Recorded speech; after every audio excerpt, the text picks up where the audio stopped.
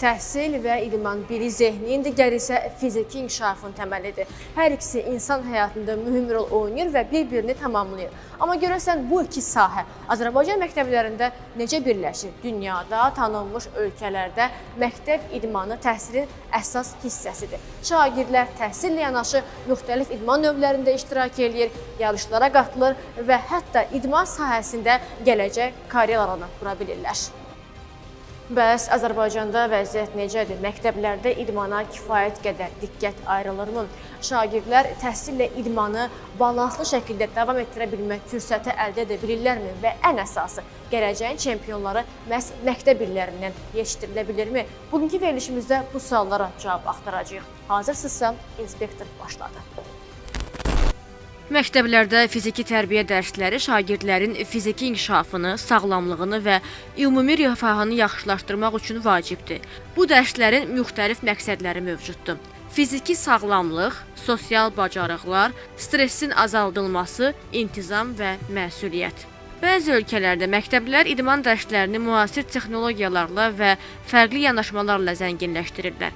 Məsələn, interaktiv idman oyunları və ya virtual reallıq əsaslı təlimlər tətbiq olunur. Məktəblərdə idman dərsləri təkcə fiziki fəaliyyətlə məhdudlaşmır, həm də şagirdlərin intellektual, emosional və sosial inkişafında mühüm rol oynayır. Buna görə də məktəblərdə idman dərslərinə kifayət qədər önəm verilməli və şagirdlər bu dərslərə aktiv cəlb olunmalıdır.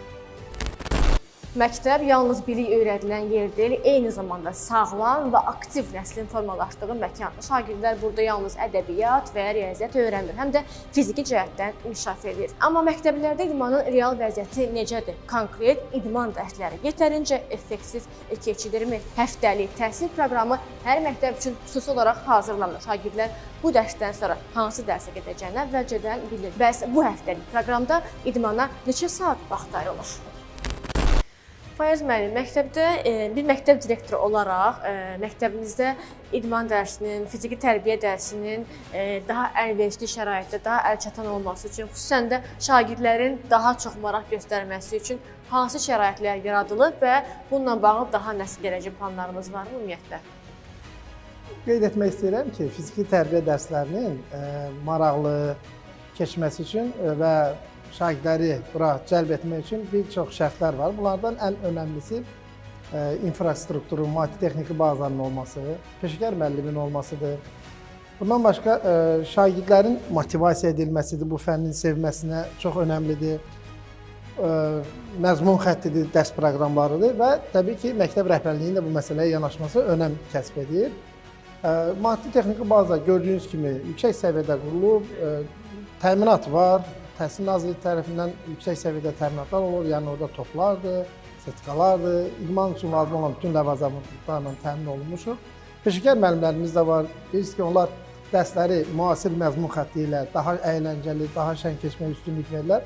Bu da bizim şagirdləri idman dərsinə motivə edir və onlar bu dərsdə çox sevərək iştirak edirlər. Bizə əsas olan nədir? Biz də yəni müəllimlərlə söhbət aparırıq mütəmadi olaraq. Onlara dəstək oluruq. Dərslərin keçmədə hər hansı bir çətinlik olsa maraqlanırıq ki, hansı çətinliyiniz var, o istiqamətə dəstək olar. Dərslərin daha müasir üslubda və şən, start və estafet xarakterli keçirilməsini tövsiyə edirik və onlar da təbii ki, bundan dərs götürür və müasir formada dərslər keçirilməsinə, müasir məzmun xəttinin həyata keçirilməsinə önəmli rol oynayırlar.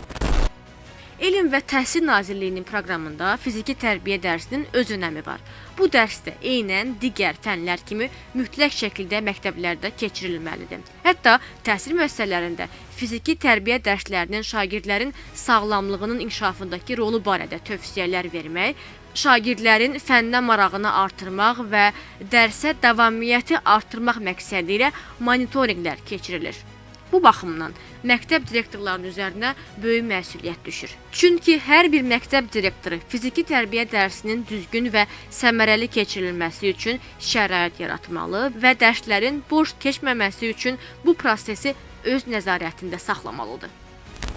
Və məktəblər arasında ümumiyyətlə yarışların keçirilməsi, belə bir məqamlar olur. Təkcə uşaqlar üçün olmasın, şagirdlər üçün olmasın, müəllimlər arasında da ola bilər bu və yaxud da ki, başqa formatda.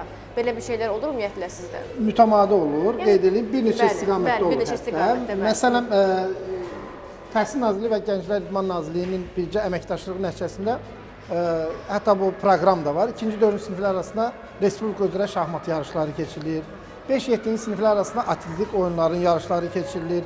7-8-ci sinif şagirdlər arasında qızlar arasında voleybol, 9-10-11-ci siniflər isə basketbol yarışları. Bu respublika səviyyəsində keçirilən yarışlar.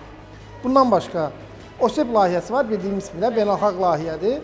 OSEP layihəsi çərçivəsində məktəblilər arası və məktəblər arası yarışlar keçirilir. Burada həm uşaqlar cəlb olunur bu yarışlara, həm də qeyd etdiyimiz kimi müəllimlər cəlb olunur. Yəni bu məktəblər arası yarışlar. Həmçinin Həmkarlar İttifaqının dəstəyi ilə müəllimlər arasında tutaq hər hansı bir çempionat, məsələn tennis çempionatı, şahmat çempionatı, müxtəlif idman növləri üzrə çempionatlar da keçirilir. Məktəblərdə idman dərsləri şagirdlərin fiziki inkişafı üçün vacib olsa da, bu dərslərin necə keçirildiyi və nə dərəcədə faydalı olması da önəmlidir. İdman sadəcə bir dərs deyil, uşaqların sağlam böyüməsi, intizamlı olması və komanda ruhunu mənimsəməsi üçün bir vasitədir. Amma həqiqətən şagirdlər məktəblərdə idman dərsindən yetərincə faydalana bilirlərmi? Müəllimlər onların idmana olan marağını artırmaq üçün hansı metodlardan istifadə edirlər? Həsən bəy, bayaqdan siz idman dərsinizi izləyir, həqiqətən çox maraqlıdır. Uşaqlar çox maraqla həqiqətən dərsin başlamağını gözləyirdilər. Mənə maraqlıdır ki, bəs siz idman dərslərinə olan marağı artırmaq üçün hansı metodlardan, hansı üsullardan istifadə edirsiniz? Biz hal-hazırda yerləşdiyimiz məkan 189-190 məktəbdir. Mən də orada psixi tərbiyə müəllimi işləyirəm. Bizim müxtəlif üsullardan istifadə edilir. Hal-hazırki dərsimiz çeviklik qabiliyyətinə aid olan bir qabiliyyətdir. Yəni bildiyimiz kimi kurikulum üsuluyla bizdə dərs keçirik, yəni şagird yönümlü olaraq dərs keçirik. Şagirdlərin bəzən həvəsi ilə, bəzən də özümüzün yəni tətbiq elədiyimiz üsullar var. Onlardan biri də kollektiv bir formada və fərdi olaraq onlara göstəririk. Müəyyən uşaq demirik ki, hamısı bunlar tam yerinə yetirə bilirlər, amma yəni yerinə yetirməyəndə biz tənbih eləmirik, onları öyrədirik. Yəni və bacarıqlı olan bacarıqları öyrədirik və sonra onlar vərdiş halına keçəndən sonra onlar da ümumi komandaya qoşulur və heç hiss eləmir orada onu zəif elədi və yaxud da ki, güclü elədi. Əsas odur ki, bu dərsdə iştirak elədi, müəyyən fiziki güc aldı və növbəti dərsə getməyə hazır oldu. Məktəblərdə fiziki tərbiyə dərsləri zamanı potensiallı, idmana meyilli şagirdlərin düzgün istiqamətləndirilməsi onların fiziki və psixoloji baxımından inkişafında mühüm əhəmiyyət kəsb edir. Bunun üçün müəllimlər tərəfindən keçirilən xüsusi normativlər və testlər vasitəsilə şagirdlərin fiziki göstəriciləri qiymətləndirilir və hər hansı bir idman növünə meyilli olan uşaqlar məktəbdəki fiziki tərbiyə müəllimləri tərəfindən dəstək görərək uyğun olduğu idman növünə yönləndirilir. Daha sonra isə bu şagirdlər barədə federasiyalara məlumat verilir. Beləliklə, bu üsullar sayəsində məktəblərdə idmana meyilli şagirdlərin düzgün istiqamətləndirilməsi və onların potensialının maksimum dərəcədə üzə çıxarılması təmin edilir. Yəqin şagirdlərin digər dərslərdə daha aktiv olmasına da kömək edir bu cür. Əlbəttə, çünki bu dərslər əgər keçiriləndə onlar müəyyən bir zehni bilik tələb edən dərslərdə olurlar.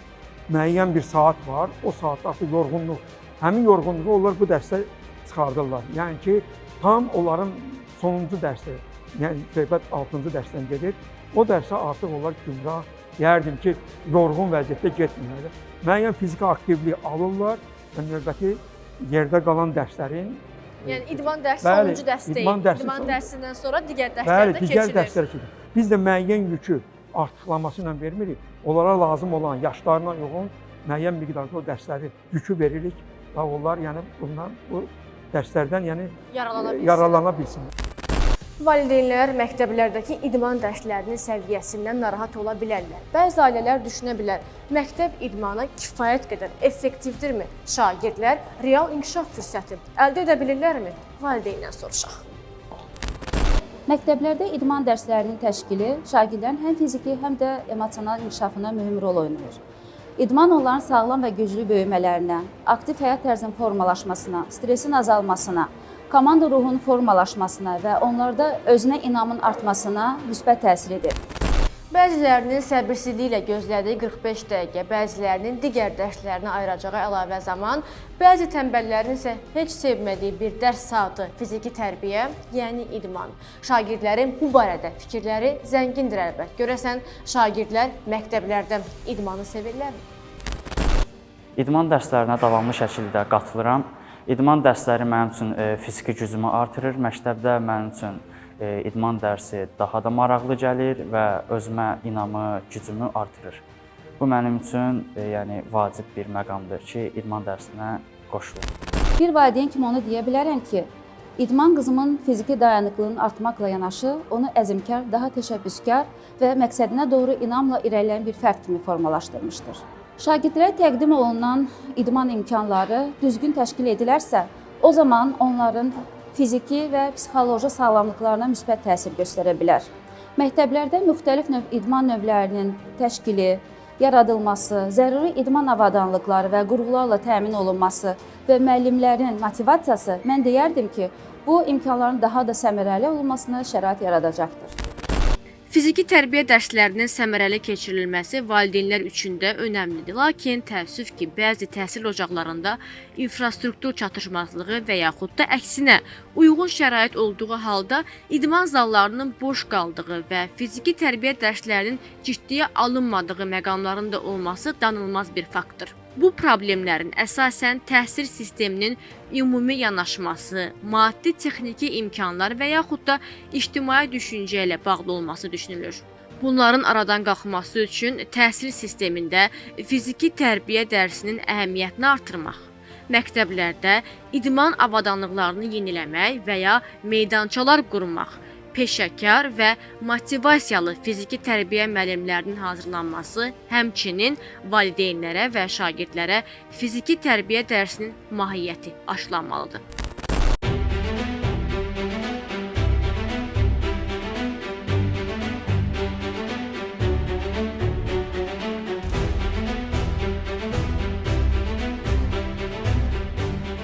Əlavə olaraq onu da qeyd eləmək yerinə düşər ki, bəzi məqamlarda şagirdlərin istəkləri və təklifləri də nəzərə alınmalıdır. Çünki öz təhsil aldıqları məktəblərdə həvəs göstərdikləri idman növlərinin fəaliyyətinin olması onlarda fiziki tərbiyə dərsinə olan marağı artıra bilər. Elə bir idman növləri varmı ki, hansı ki şagirdlər xüsusilə onu təklif edirlər ki, bu bizdə olsun, daha maraqlı olar bizim üçün. Yəni şagirdlərin təkliflərinə qulaq asılır ümumiyyətlə. Bilirsiniz, təbii ki, qulaq asılır, amma öncədən deyim ki, bu istiqamətdə valideynlər də maarifləndirilməlidir. Fiziki tərbiyə dərsinin əhəmiyyətini, yəni təbii ki, biz o maarifləndirici söhbət apanda, iclaslarımızda onların nəzərinə çatdırırıq ki, yəni riyaziyyat, ana dil və digər fənləri oxumaqla deyil də, uşaq hərəkət etməlidir, o fiziki inkişaf etməlidir, onun beyni və onun ayaq hərəkətləri, əl hərəkətləri, onun belə deyək, bütün bədən hərəkətləri onun tamamilə mükəmməl şəkildə inkişafına dəstək olmalıdır. O ki qaldı, bəli, uşaqlar hansı istiqamətdə tutaq ki, onlar daha çox bildiyimiz kimi futbol oyunu xoşlayırlar, topla hərəkət oyunları xoşlayırlar, atletik oyunlara, estafetlərə onların çox marağı var və biz də təbii ki, müəllimlər də bunları görür, onların o marağını alır və dərsləri elə qururlar ki, o uşaqlar böyük qeyd etdiyim kimi sevə-sevə bu dərslərdə iştirak edirlər. Bəli. Və onlardan da fikir alınır, məsələn, siz dərsi necə görmək istəyirsiniz, uşaqlarla da bir söhbət aparılır. Təbii ki, onların da fikirləri dərsimizin məzmun xəttinə uyğunlaşdırılır və həyata keçirilir. Mən arzu edərdim ki, məktəbimizdə Karate Akademiyası yaradılsın, yeniyetmə və azyaşlı uşaqlar məşqlərimizə qoşulsun. Bu, həm uşaqların gələcəyi üçün, həm də karatenin gələcək inkişafı üçün gözəl bir şeydir. Mən özüm uşaqlıqdan karate idman növü ilə məşğul oluram və bu sahədə nailiyyətlərim yetərincə var. Namiq müəllim, biz məktəblərdə fiziki tərbiyə dərsinin əhəmiyyətindən danışırıq, amma bir məqam da var ki, bunu danmaq olmaz. Bəzi valideynlər və yaxud da bəzi şagirdlər və yaxud da bəzi məktəblərdə idman dərsi, ümumiyyətlə fiziki tərbiyə dərsi sanki ciddiyə alınmır, yəni bir boş dərs kimi görülür bu. Amma bəzi məktəblərdə, məsələn, bu məktəbdə fiziki tərbiyə dərsinə xüsusi maraq var, xüsusi bir dərs kimi yanaşılır. Ümumiyyətlə, siz nə düşünürsünüz? Məktəblərdə, cəmiyyətimizdə fiziki tərbiyə dərsinin inkişafı üçün, kütləviləşməsi üçün hansı məqamları daha çox göz önünə gətirmək lazımdır? İlk növbədə müəllimin özü, fizik tərbiyə müəlliminin özü peşəkar olmalıdır və o müxtəlif layihələrdə iştirak etməlidir. Müasir tələblərə uyğun olaraq müasir dərslər keçməlidir. Çünki hal-hazırdakı şagirdlər əvvəlki şagirdlərdən daha fərqli olaraq müasir tələblərə cavab vermək istəyən müəllim görmək istəyir. Çünki texnologiyanın inkişafı, yeni dərs metodlarının yaranmasından şagirdlərin də marağı getdikcə artır. Mən belə fikirləşirəm ki, hər şey ilk növbədə peşəkar müəllimdən, yəni ilk növbədə peşəkar müəllim olmalıdır. Müəllim öz üzərində çox çalışmalıdır və şagirdləri fiziki tərbiyə dərsinə cəlb etmək üçün mütləq şəkildə müəllim müxtəlif metodlardan istifadə etməlidir. Fiziki tərbiyə müəllimi seçilərkən hansı kriteriyalar nəzərə alınır? İlk növbədə fiziki tərbiyə müəllimi kənardan fiziki quruluşu, onun xarakteri və onun fiziki tərbiyə fənni üzrə bilikləri əsas götürülməlidir. Bu imtahan olunmalıdır yəni. Bəli, bu dövlət tərəfindən, Elm və Təhsil Naziri tərəfindən imtahanlar nəticəsində onlar keçirirlər və gəlib məktəbdə fiziki tərbiyə müəllimi ixtisas üzrə, yəni ki, müəllim kimi çalışırlar. Bəzi məktəblərdə fiziki tərbiyə müəllimləri dərsləri sadəcə formal olaraq keçir və şagirdlər yalnız adi fiziki hərəkətlər eləyir və yaxud da müəllim özü də dərsi ciddiyə almır. Ona görə də peşəkar müəllimlərin dərs deməsi çox böyük əhəmiyyət kəsb edir. Çünki ixtisaslaşmış fiziki tərbiyə müəllimi idman dərslərini daha maraqlı və interaktiv şəkildə təşkil eləyərək şagirdlərə motivasiya verir və bu da dərsin səmərəliliyinin artmasına gətirib çıxarır. Bəs amma belə məqamda ola bilər ki, elə uşaqlar da var, əksinə fiziki tərbiyə çox maraq göstərir və fiziki tərbiyə dərsinin başlamağını gözləyir, digər dərslərdən bir növ yayınmağa çalışır, hiperaktiv uşaqlar var da. Bəs bunlara təlimlər keçirilirmi ki, yəni hər şey qaydasında olsun? Deməli, hiperaktiv uşaqlar tək fiziki tərbiyə dərsində deyil, digər dərslərdə də həmişə hiperaktivliyi göstərirlər. Mən özüm 14 ildir müəllim çalışıram və özüm qabaqcıl təhsil işçisiyəm. Həmin şagirdlər üçün xüsusi dərsin içərisində tapşırıqlar verilir. Yəni, onlar liderlik, müəllimin köməkçisi, müəyyən tapşırıqları şagirdlərdən öncə etmək üçün əvvəlcədən onlara tapşırıq verilir. Yəni, idman dərsində siz bunu keçirsiniz, belə bir metoddan istifadə edirsiniz. Bəli, mən məsəl üçün belə bir hiperaktiv şagirdlər, onlar sırada dayana bilmirlər, çalışırlar çox qaçsınlar, enerji çoxdur onlarda. Normal. Yəni, onlar dərsdən öncədən artıq müəllim öz proqramını qurur ki, həmin şagirdlər xüsusi tapşırıqlar verəcəklər. Onlar müəllimin köməkçisi olurlar və müəllimin elədiyi hərəkətlərin müəyyən bir hissəsini əvvəlcədən şagirdlərlə bölüşürlər. Çünki onlar liderlik və özünü önə vermək xüsusiyyəti daha yüksək olduğu üçün digər şagirdlərdən daha irəli atırır və onların, necə deyər, enerjisi müəyyən bir hissəsi alınır. Bir də ən əsası həmin şagirdlərin mütləq şəkildə fərdi yanaşmaq lazımdır.